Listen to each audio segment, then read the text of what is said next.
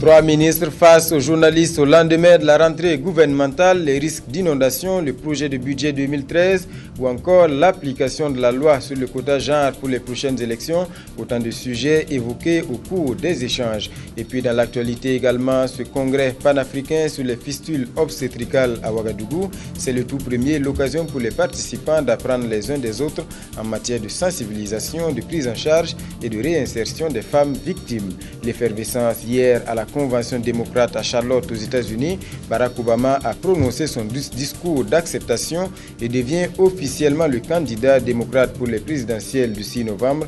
Mais sa réélection est loin d'être un acquis. Voilà pour la une de ce 13h15. Mesdames et messieurs, bonjour et bienvenue. Merci pour votre attention et bon appétit à vous qui êtes à table.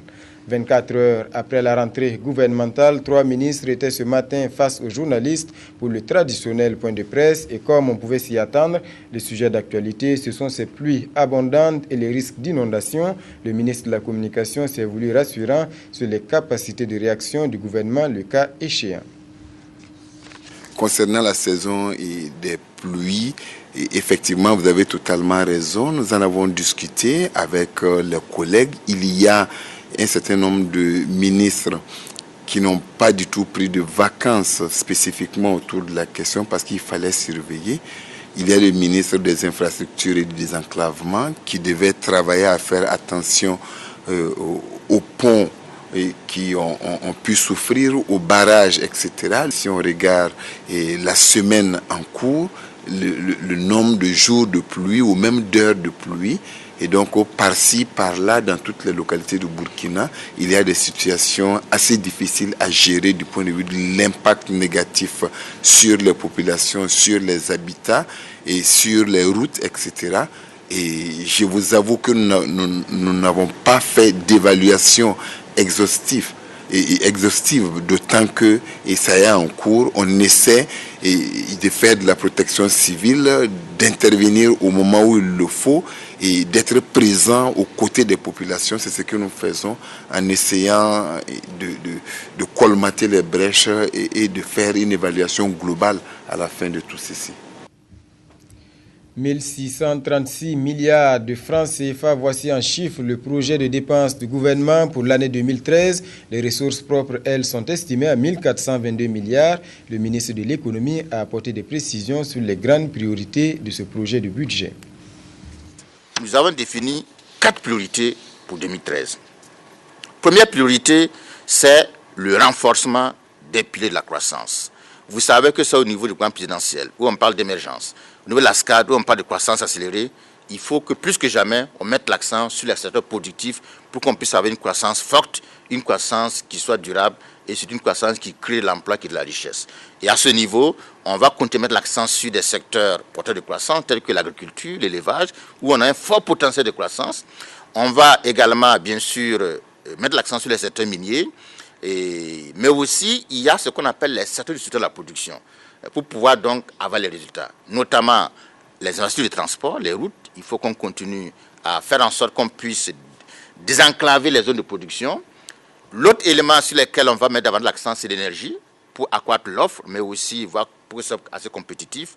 Mais surtout, on va essayer de mieux accompagner les entreprises, notamment les PME-PMI. Au niveau des ressources, les ressources totales du budget 2013 s'élèvent à 1422 milliards de francs CFA. 1422, c'est une progression de 17,7% par rapport à 2012.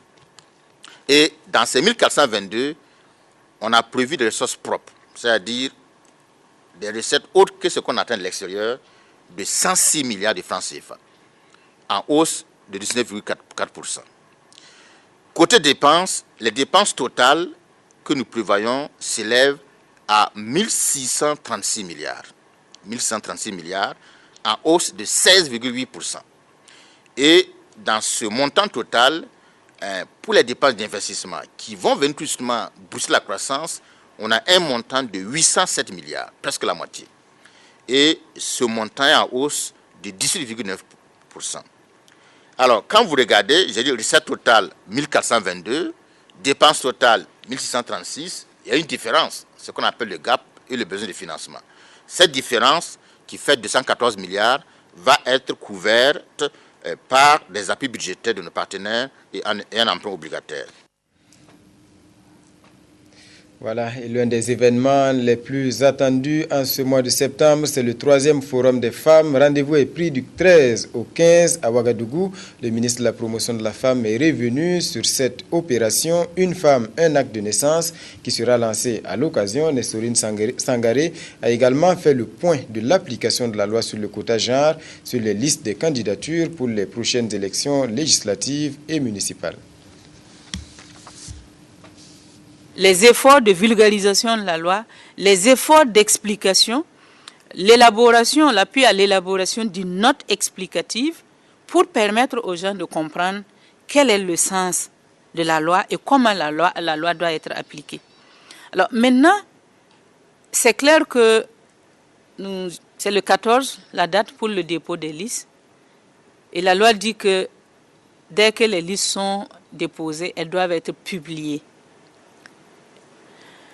Avant que les listes et pendant que les listes sont en train d'être confectionnées, nous pouvons vraiment, en tant que ministre de la Promotion de la Femme, je peux que faire le plaidoyer pour que, non seulement que les femmes soient sur les listes, mais qu'elles soient bien positionnées. Qu'elles soient bien positionnées dans la mesure où la loi, elle a une double dimension. Elle a une dimension qui consiste à dire de mettre au moins 30% de femmes sur les listes, mais une deuxième dimension qui dit que ceux qui mettent effectivement, respectent la loi et qui atteignent 30% d'élus auront 2 fois le financement de la campagne, le double du financement de la campagne.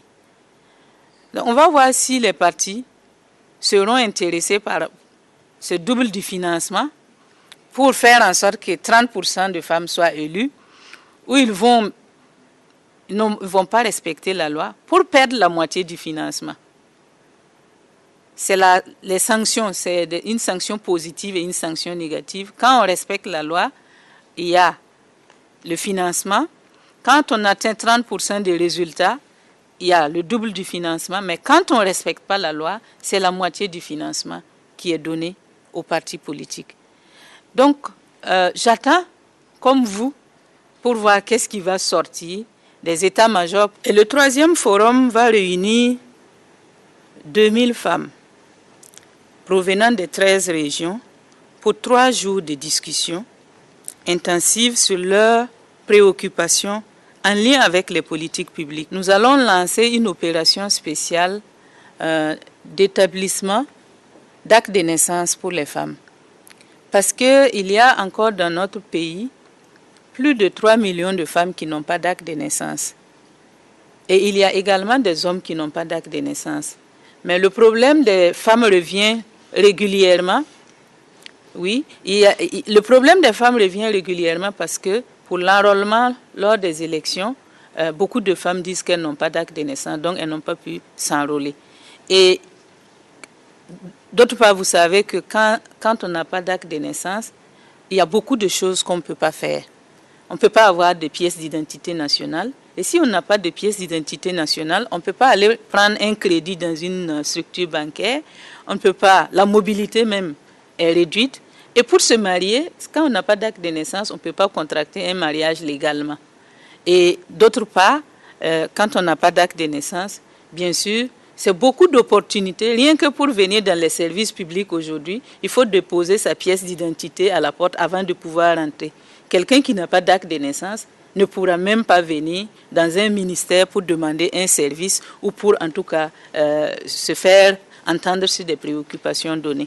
Donc c'est autant de raisons qui font que, au-delà de la participation aux élections comme candidate ou comme électrice, il y a d'autres avantages liés à la possession de l'acte de naissance que ces femmes-là, qui sont malheureusement encore en très grand nombre, elles n'arrivent pas donc à bénéficier. Et nous lançons cette opération-là pour une durée d'1 année. L'opération va être menée à 3 niveaux, en direction du public, l'opinion publique, en direction des entreprises, mais aussi sur Internet, en direction de la diaspora burkinabé.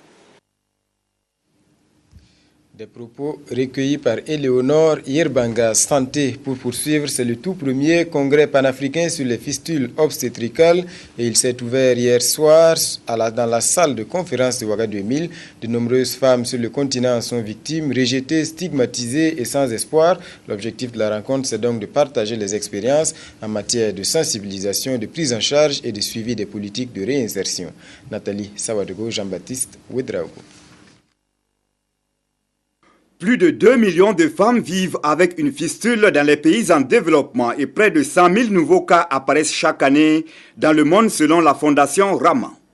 Au Burkina Faso, environ une centaine de cas sont signalés par an et la prise en charge des malades pose problème. Face à cette situation, la fondation Rama, en partenariat avec la fondation Semafo, organise un congrès panafricain sur les fistules obstétricales afin de trouver les voies et moyens de lutter contre ce fléau. Nous avons décidé vraiment d'accompagner ces femmes depuis 2006. Imaginez-vous, depuis 2006, on a identifié 5 femmes et en 2007, on était à 47. En 2008, on était à 85. De 2009 à 2012, chaque année, on enregistre au moins 115 à 110 femmes victimes de fistules obstétricales.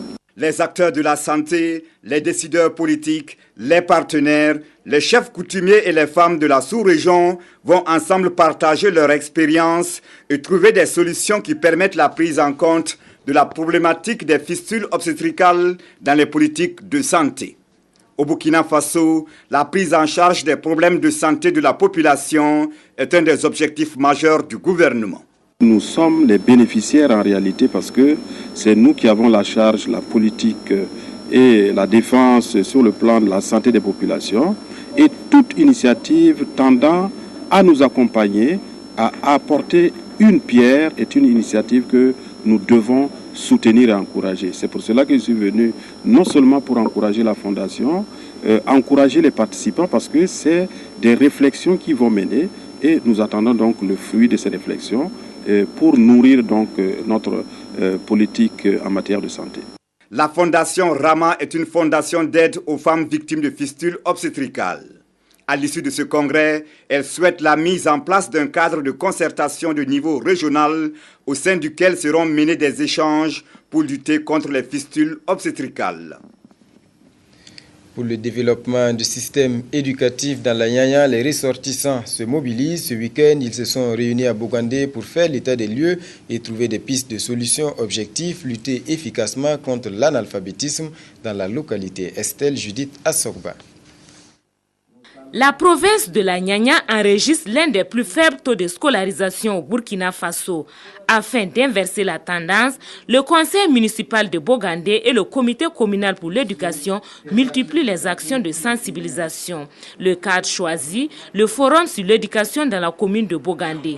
Ce forum a réuni les fils et filles de la région de l'Est, les acteurs et partenaires de l'éducation autour du thème éducation et développement, état des lieux au niveau primaire et post-primaire. Je suis d'autant satisfait dans la mesure où ce sont les fils et filles de Bogandé qui, connaissant les réalités et les enjeux liés à l'éducation des enfants de la Nyanya, ont pris à bras le corps la question pour en faire un débat ouvert qui permet de recueillir les avis de tous et de rendre également tous témoins quant aux conditions actuelles, mais aussi les perspectives possibles pour sauver l'éducation des enfants de Bogandé, donc de la Nyanya.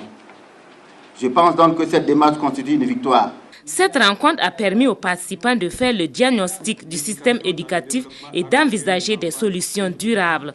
Pour le parrain, ce cadre de concertation devrait permettre à chaque participant d'apporter sa pierre à la réalisation de l'édifice commun qui est l'éducation pour tous. Nous pouvons apporter notre contribution à travers la construction de complexes scolaires afin de désengorger les différents établissements publics.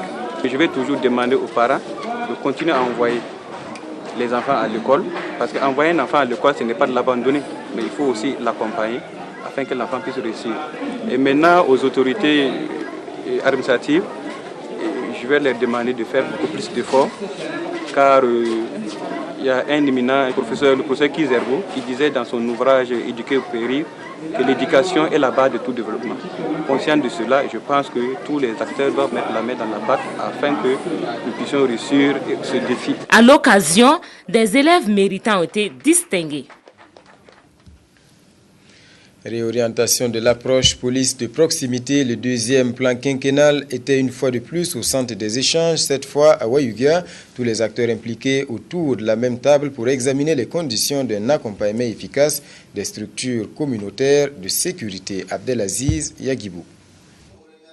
Le processus de relance et de renforcement de la police de proximité est en marche au Burkina. Depuis Waïguya, acteurs des administrations déconcentrées et décentralisées, représentants des structures communautaires, points focaux des régions et ministères, agents de sécurité et autres personnes ressources poussent la réflexion. Réflexion visant à clarifier la place et le rôle de chaque acteur, mais aussi à mettre en place un mécanisme durable de mobilisation des partenaires techniques et financiers pour un accompagnement plus efficace des structures communautaires de sécurité. Il y a longtemps de cela, que nous travaillons dans ces cadres-là, mais sans soutien. Donc nous attendons beaucoup et après cette rencontre, il y a vraiment des améliorations pour encore nous encourager. Et pour mettre tous les acteurs au même niveau d'information, le séminaire va revisiter le contexte de l'introduction de la police de proximité au Burkina, procéder au bilan du tout premier plan d'action en la matière, avant d'aborder des thématiques relatives à la réorientation du concept et de l'approche police de proximité. Depuis 2003, donc, cette politique de proximité est en marche. Et le plan quinquennal 2005-2010 a donné des résultats que nous avons analysés. Et pour améliorer donc, cette police de proximité, il y a une certaine réorientation à refaire. Et déjà, il faut améliorer l'accompagnement des initiatives de sécurité qui sont déjà éprouvées. Ensuite, il faut appuyer la création des comités locaux de sécurité et améliorer leur rendement sur le terrain en tenant compte donc, des résultats que nous avons obtenus lors de la mise en œuvre du premier plan quinquennal. Il sera aussi question d'élargir le système call center qui permet à tout citoyen déterminé à apporter sa contribution à la lutte contre le grand banditisme et les autres formes de criminalité de saisir la sécurité en appelant au 1010 pour dénoncer d'éventuels suspects. Le Forum national de la recherche scientifique et de l'innovation technologique 10e édition, c'est pour bientôt, du 6 au 14 octobre précisément. Hier, les organisateurs étaient face à la presse pour donner le ton de la manifestation. Il a été notamment question des enjeux de cet événement, le FAIRCIT qui se présente comme la vitrine des résultats de recherche et des inventions au Burkina. Kadi Sanogo. Pour une plus grande visibilité, à un mois de la 10e édition du Forum national de la recherche scientifique et des innovations technologiques, FAIRCIT, les initiateurs de cette manifestation font un plaidoyer auprès des hommes de médias. Ils veulent amener les journalistes à s'intéresser davantage aux résultats de la recherche. Le thème retenu pour cette édition est « La crise énergétique en Afrique, des solutions scientifiques et technologiques ». Nous pensons que cette année-là, mettre l'accent sur des solutions nobles et ce qu'on appelle des énergies renouvelables et inoffensives, si vous voulez, sans conséquences négatives sur la vie des hommes, doivent être recherchées. Et nous pensons que le thème du FAIRCIT permettra des échanges qui vont nous amener à faire un pas qualitatif par rapport à l'utilisation de la première énergie que Dieu nous a donnée, c'est le soleil. Et après ça, chercher aussi d'autres alternatives comme pourquoi pas l'énergie nucléaire. Parce que nous aussi, nous n'avons pas à nous exclure de partout où on cherche des solutions pour résoudre des problèmes énergétiques. Comme innovation, le FAIRCIT a choisi de pousser les jeunes à s'intéresser davantage à la recherche. Nous avons décidé de mettre l'accent sur les jeunes parce que c'est les jeunes, les chercheurs de demain. Il faut que dès maintenant, on les intéresse à la recherche, on les intéresse à la science. Comme ça, demain, ils vont toujours continuer à creuser, ils auront l'esprit de créativité et ils vont devenir des futurs chercheurs, des inventeurs demain. Plusieurs activités sont inscrites au programme de l'édition 2012, dont l'exposition des technologies et résultats de la recherche et des communications irrélatives. Actualité hors de chez nous, aux États-Unis, c'était le point d'orgue de la convention démocrate à Charlotte. Barack Obama a dit oui devant les militants et devient officiellement le candidat démocrate aux élections présidentielles du 6 novembre. On est cependant loin de l'euphorie de la dernière présidentielle et sa réélection n'est pas encore un acquis, loin de là. Fin de ce journal. Merci à vous qui l'avez suivi et bonne suite de programme sur la télévision du Burkina.